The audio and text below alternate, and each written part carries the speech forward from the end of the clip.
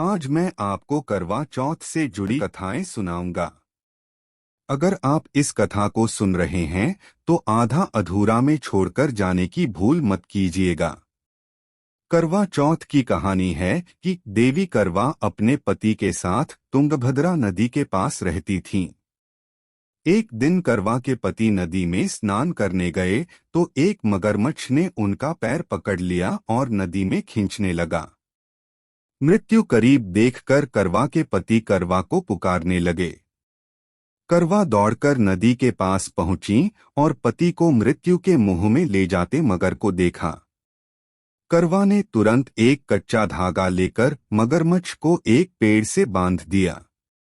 करवा के सतीत्व के कारण मगरमच्छ कच्चे धागे में ऐसा बंधा कि टस से मस नहीं हो पा रहा था। करवा के पति और मगरमच्छ दोनों के प्राण संकट में फंसे थे। करवा ने यमराज को पुकारा और अपने पति को जीवनदान देने और मगरमच्छ को मृत्युदंड देने के लिए कहा। यमराज ने कहा, मैं ऐसा नहीं कर सकता क्योंकि अभी मगरमच्छ की आयु शेष है और तुम्हारे पति की आयु पूरी हो चुकी है। क्रोधित होकर करवा ने यमराज से कहा, अगर आपने ऐसा नहीं किया तो मैं आपको शाप दे दूंगी। सती के शाप से भयभीत होकर यमराज ने तुरंत मगरमच्छ को यमलोक भेज दिया और करवा के पति को जीवनदान दिया। इसलिए करवा चौथ के व्रत में सुहागन स्त्रियां करवा माता से प्रार्थना करती हैं कि हे करवा माता, जैसे आपने अपने पति को मृत्यु के मुंह से वापस निकाल लिया वैसे ही मेरे सुहाग की भी रक्षा करना। करवा माता की तरह सावित्री ने भी कच्चे धागे से अपने पति को वट वृक्ष के नीचे लपेट कर रखा था। कच्चे धागे में लिपटा प्रेम और विश्वास ऐसा था कि यमराज सावित्री के पति के प्राण अपने साथ लेकर नहीं जा सके। सावित्री के पति के प्राण को यमराज को लौटाना पड़ा और सावित्री को वरदान देना पड़ा कि उनका सुहाग हमेशा बना रहेगा और लंबे समय तक दोनों साथ रहेंगे। दूसरी कथा, साहूकार के साथ लड़के एक लड़की की कहानी। एक साहूकार के साथ लड़के और एक लड़की थी। एक बार कार्तिक मास की कृष्ण पक्ष की चतुर्थी तिथि को सेठानी सहित उसकी 7 बहुएं और उसकी बेटी ने भी करवा चौथ का व्रत रखा। रात्रि के समय जब साहूकार के सभी लड़के भोजन करने बैठे तो उन्होंने अपनी बहन से भी भोजन कर लेने को कहा। इस पर बहन ने कहा, भाई, अभी चांद नहीं निकला है। चांद के निकलने पर उसे अर्घ्य देकर ही मैं आज भोजन करूंगी।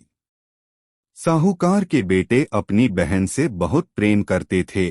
उन्हें अपनी बहन का भूख से व्याकुल चेहरा देख बेहद दुख हुआ।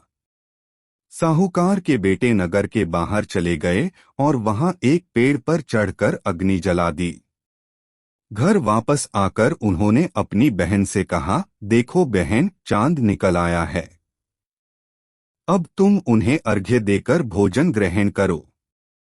साहूकार की बेटी ने अपनी भाभियों से कहा, देखो चांद निकल आया है, तुम लोग भी अर्घ्य देकर भोजन कर लो।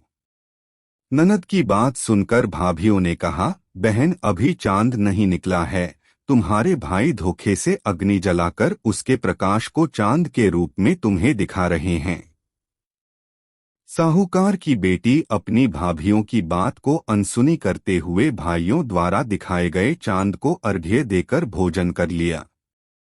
इस प्रकार करवा चौथ का व्रत भंग करने के कारण विघ्नहर्ता भगवान श्री गणेश साहूकार की लड़की पर अप्रसन्न हो गए। गणेश जी की अप्रसन्नता के कारण उस लड़की का पति बीमार पड़ गया और घर में बचा हुआ सारा धन उसकी बीमारी में लग गया। साहूकार की बेटी को जब अपने किए हुए दोषों का पता लगा तो उसे बहुत पश्चाताप हुआ। उसने गणेश जी से क्षमा प्रार्थना की और फिर से विधि विधान पूर्वक चतुर्थी का व्रत शुरू कर दिया। उसने उपस्थित सभी लोगों का श्रद्धानुसार आदर किया और तदुपरांत उनसे आशीर्वाद ग्रहण किया। इस प्रकार उस लड़की के श्रद्धा भक्ति को देखकर एकदंत भगवान गणेश जी उस पर प्रसन्न हो गए और उसके पति को जीवनदान प्रदान किया। उसे सभी प्रकार के रोगों से मुक्त करके धन, संपत्ति और वैभव से युक्त कर दिया। वीडियो पसंद आया तो वीडियो को लाइक करके चैनल को सब्सक्राइब कर लीजिए, क्योंकि इस चैनल पर आपको ऐसे ही वीडियोस मिलते हैं।